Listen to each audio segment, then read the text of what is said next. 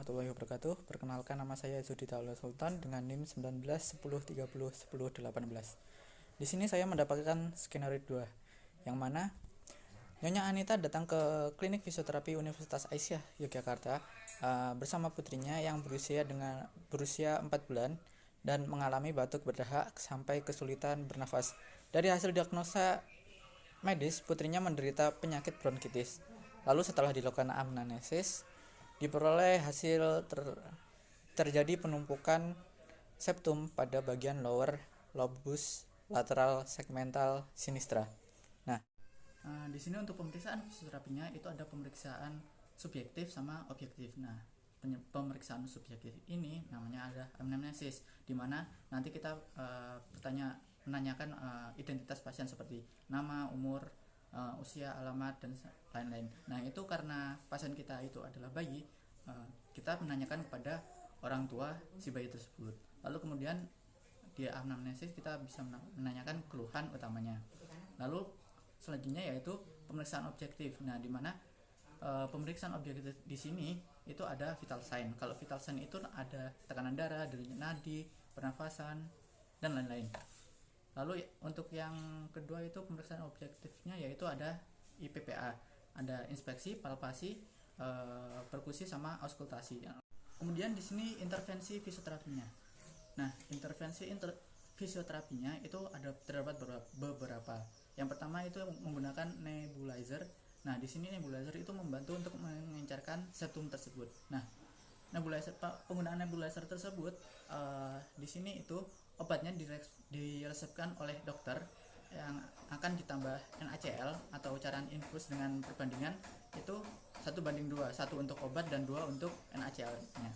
Nah, pada bagian posisi bayi bisa digendong. Posisi bayi bisa digendong seperti ini.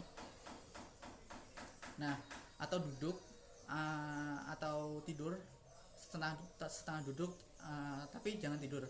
Nah, kemudian dipasangkan masker, kemudian hidupkan nebulizer. Jadi kita racik obatnya dulu, lalu kita pasangkan masker pada bayi, lalu hidupkan nebulizer. Lamanya penggunaan nebulizer tersebut sampai obatnya habis, sampai tidak keluar uapnya lagi. Lalu kalau sudah selesai kita matikan. Lalu selanjutnya yaitu postural drainase. Nah, postural drainase atau pembersihan saluran nafas. Nah, hal ini dilakukan untuk agar dapat disalurkan ke aliran yang lebih besar untuk keluar. Nah, letak seputum itu menentukan posisi postural drainase, dan prinsip postural drainase itu positioning untuk mencairkan jalan keluarnya sputum. Untuk letak sputumnya itu ada pada skenario tersebut yaitu ada lobus lateral segmental sinistra. Jadi pada bagian lobus lateral sinistra. Jadi untuk posisi yang planningnya itu seperti ini.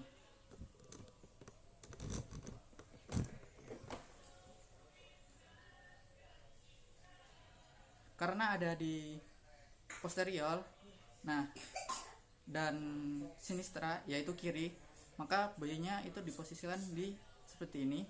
Nah, untuk posisinya seperti ini. Bagian bawah itu lebih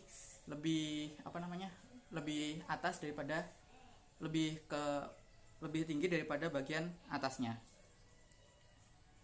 Nah, untuk menentukan letak septumnya, kita itu bisa menggunakan auskultasi, menggunakan stetoskop, lalu juga bisa menggunakan perkusi. Untuk pemeriksaannya itu yang pertama ada di sini atas, kita periksa atas ini, lalu ke bawah, samping, dan samping ke atas. Jadi seperti itu. Untuk perkusi, pemeriksaannya itu kita seperti ini, lalu menggunakan jari kita ketukan.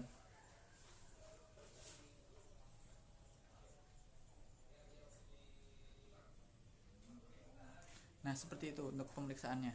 Lalu selanjutnya itu yaitu intervensi fisioterapi yang selanjutnya itu ada tapotamen atau clapping. Di sini itu tapotamen atau clapping itu membantu untuk merontokkan spetumnya.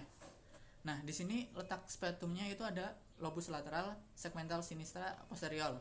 Nah, jadi seperti ini. Clappingnya itu menggunakan 3 jari seperti ini. Kita tepukan pada posisi spetumnya agar bisa rontok.